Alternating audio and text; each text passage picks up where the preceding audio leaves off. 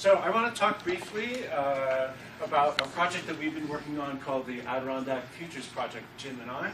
I've got about timeline to tell you what we've been doing, and then I want to show you a piece of software that will enable you to join in the thinking process and the ongoing work involved in it.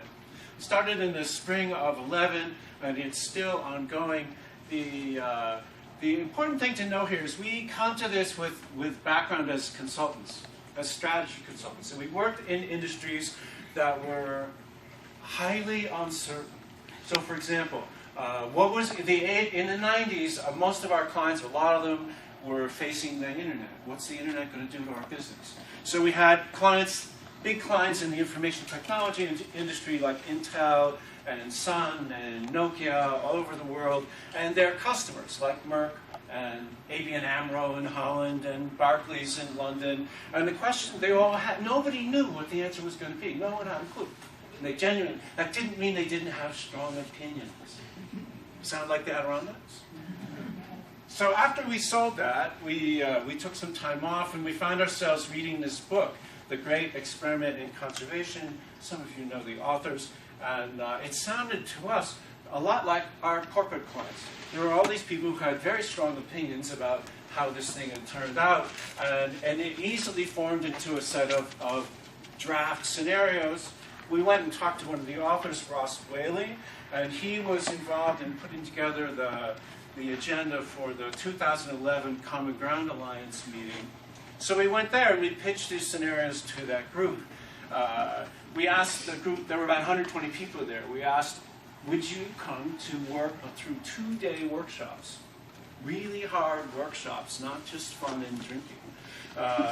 And if you're willing to do that, we'll put them on. Well, 90 people of the 120 that were there signed up on the spot.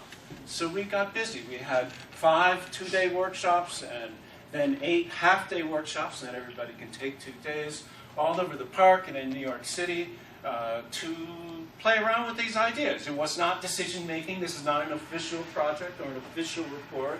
This is just us doing what we thought we could contribute. And the thing that they agreed on was a model you'll hear more about in a few minutes, but it looks like this. One scenario was called the sustainable life. So it means, how do you come up with an economy that allows our towns and villages to thrive for the people that love this place? Plus, something we called sustainable recreational tourism with a acknowledgement that early retirees, the baby boomers moving to their vacation homes, bring a lot of value to this. And this whole thing is built upon the forest preserve. That's our unique competitive advantage. That's what we have as a rural area that no place else has.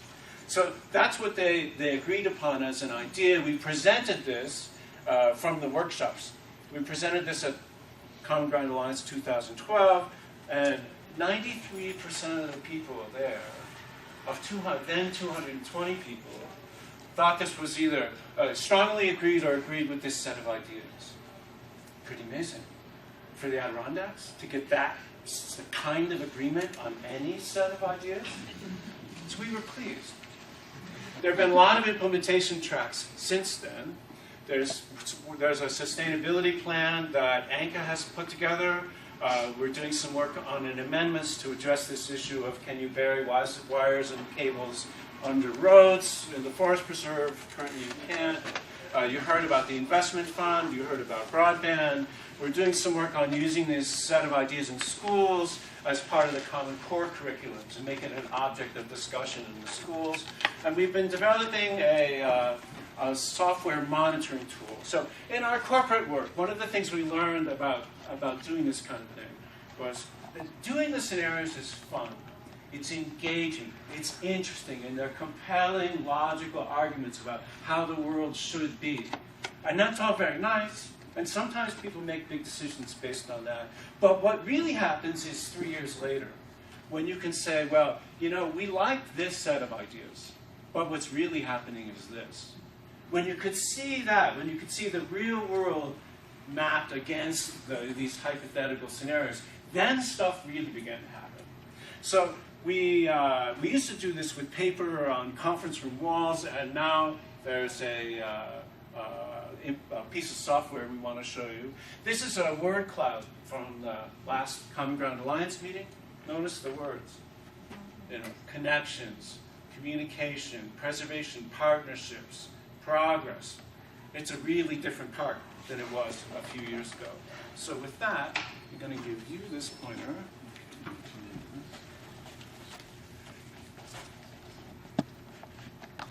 So while he sets things up, we're going to have these at the door. This is a summary vision that came out of this work.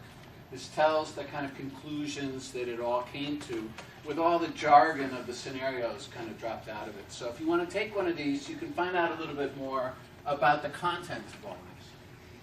But what we're trying to do, we held workshops with 500 people, but that's a very small fraction of the number of people who care about the Adirondack. So we've written this piece of software as a way to engage a bunch of people in kind of an online discussion, an online forum about the future of the park. And I'm going to use it also to show you a little bit about the material and the structure of it. So it starts with... go.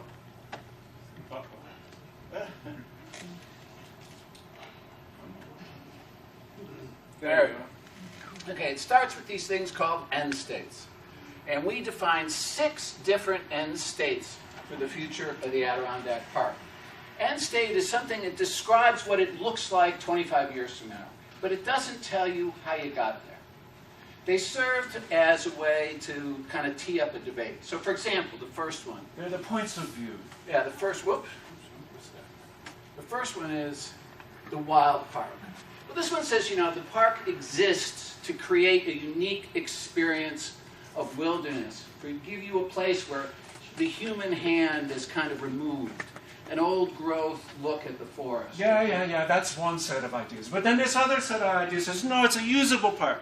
This is all about recreation. It's about bringing people to the wilderness. It's about providing a place for all those city dwellers to, renovate their souls during a couple of weeks in the summer. But the park is not going to get better if we don't actually figure out a way to make our small communities thrive.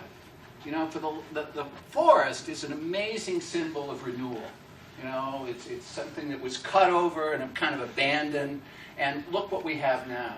But our communities have not necessarily done as well in the last 100 years. And in this vision, we figure out a way. Oops, what happened? I don't know. You pushed the wrong button. Or maybe I pushed the button. Just hit end states. They're called end states. Trying to do live internet. Okay. All right. So anyway, that's the idea of the sustainable life is a way to find a way for communities to thrive in the middle of the Adirondack. All very nice, but it's but the real problem is government. We have 100 and some towns. We have 100 school districts, and there's only 130,000 people. This is the size of Schenectady County. Right? It's unbelievable the amount of government we have, and if we just could fix that, everything else would get better. Oh, yeah, right. Another big government solution, right? I'm the town supervisor of one of these little towns, and you think I'm going to wait around for him to come on from high and fix my problem? No, it's every town for themselves. It's always been that way, and it's always going to be that way. If I can steal a company from your town and they're going to move to my town, that's fair game. I'm going to get your school district to tuition all your students to my school, and my school is going to be the one. Yeah, see, and that's been our nightmare for the last 50 years. Look where we are. Yeah. The real problem is none of this. The real problem is, look around this room. You make your own observation about the demographic in this room. And think for a minute about the demographics of New York State. The formula for losing this park is to have this room full of people look pretty much the way it is 50 years from now. That's the problem. Right? So that was a little taste of the debate. And only the slightest You got a sense of it? Yeah. So what we ask people to do then, the main exercise that we have everybody go through whenever they do this, is to rank order the end states. It's going to make me log in. Oh, I was logged in before. Tell me what it is. Out loud world. The NSA is what? All right.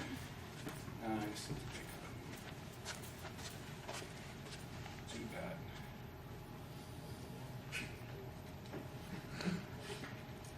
That's fine.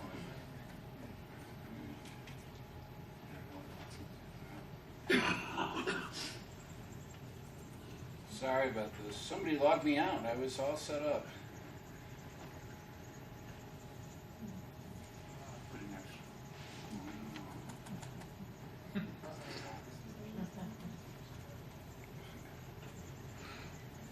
The problem is it won't let me do anything if I'm not logged in.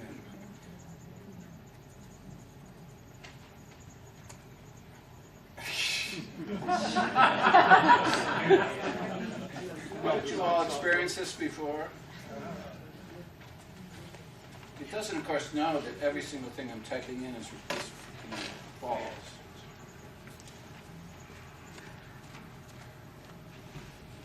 I can't imagine why it didn't stay logged in. But anyway, it'll be fine now. All right. So anyway, so I'd say the thing we do is ask people to rank order the end states. We ask them to rank order them on two metrics. One is desirability. Which one do you want to have happen? Which one do you think would be the best? If you were king of the Adirondacks, you could make anything happen. Which one would you make happen? And you can, in this case, in this software, we can just reorganize these things in the way that you would like to see them come out. And it turns out that the second metric is attainability.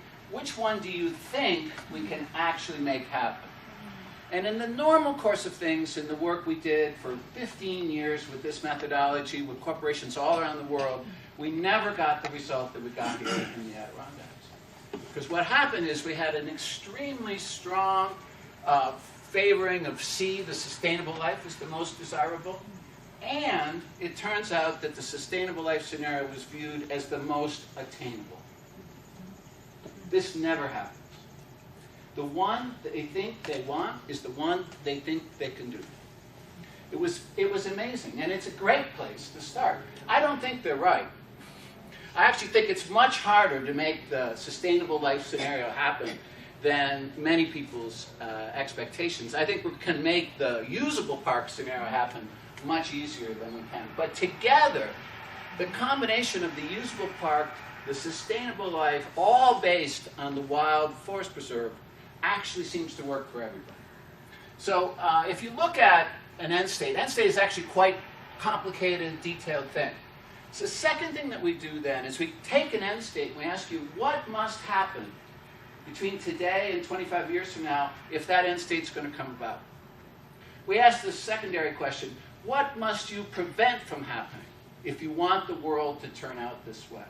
So we have a detailed set of events. These are various events. Each bubble is an event. Green, for example, says the number of children in the region rises. At the moment, it's very big because it would have a really positive impact on the future of this particular scenario, but it's way down here because it has, at the moment, very low probability of actually coming about.